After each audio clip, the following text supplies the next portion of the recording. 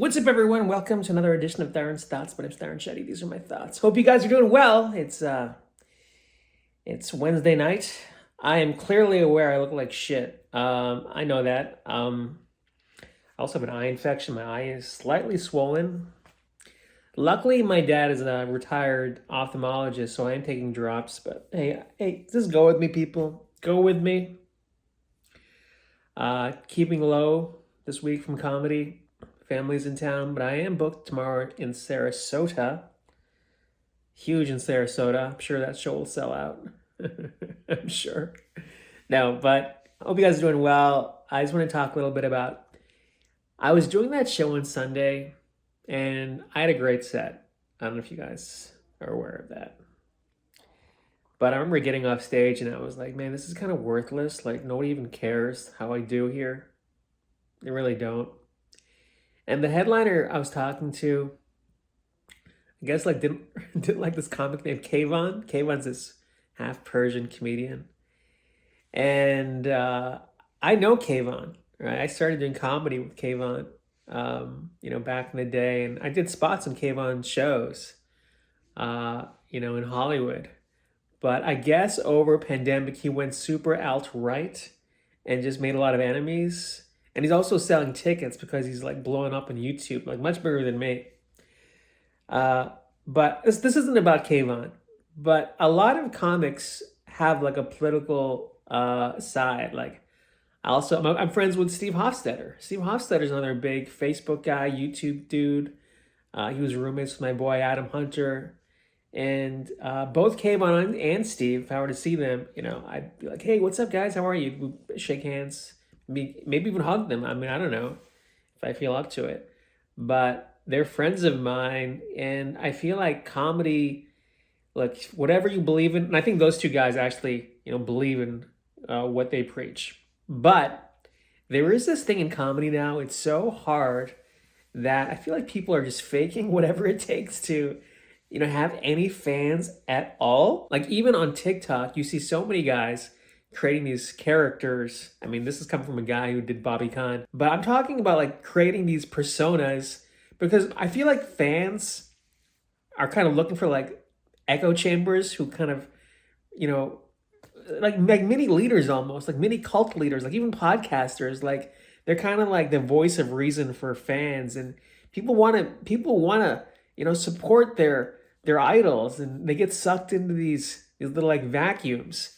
We're talking to this guy, and we were talking about Howard Stern, and he started getting teary-eyed when Artie Lang's name came up because he was a big Stern fan. And I don't know if you guys remember, but Stern was a big radio guy in the 90s. I mean, he's still big today, but he was huge back in the day. And this guy was like still a huge listener, listened every single day.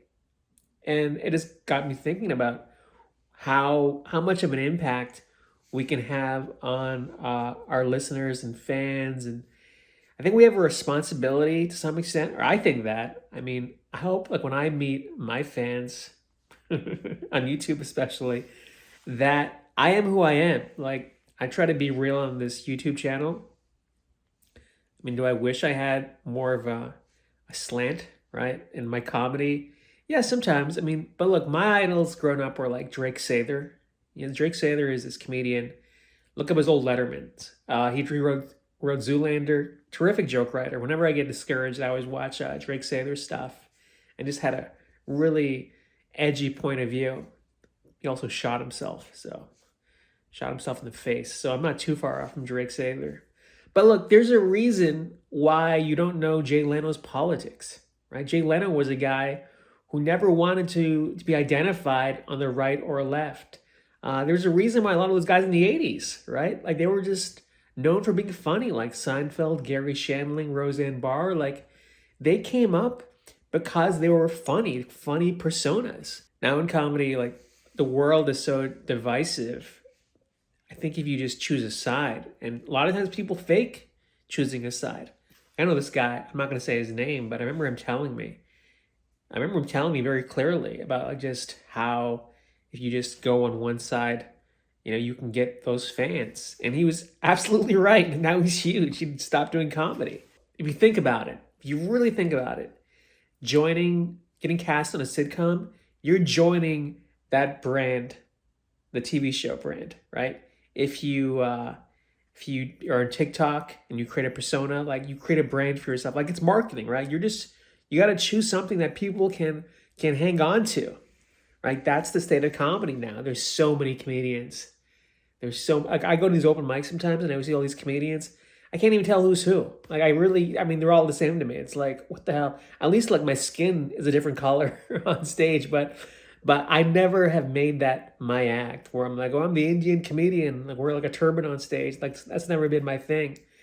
Well, my own persona, like the Bobby Khan stuff is a whole different thing. But what I do is I try to write good jokes and be funny, and I hope that's enough. But I don't know.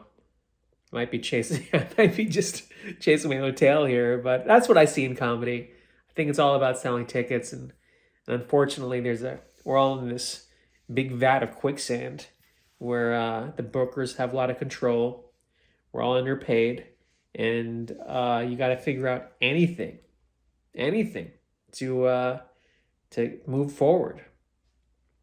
I mean, there's a guy named Byron Allen who's like created the Weather Channel and I think Entertainment Studios. That's his thing. And Tyler Perry, he did that. With I know this is a hard link between Kayvon and Tyler Perry, but my point is you're creating something for an audience, right? And that's what makes them successful, I think. Feel free to disagree with me. I mean, these are my thoughts, and I do have an eye infection. Hope you guys are having a great week. Thanks for listening. Take care.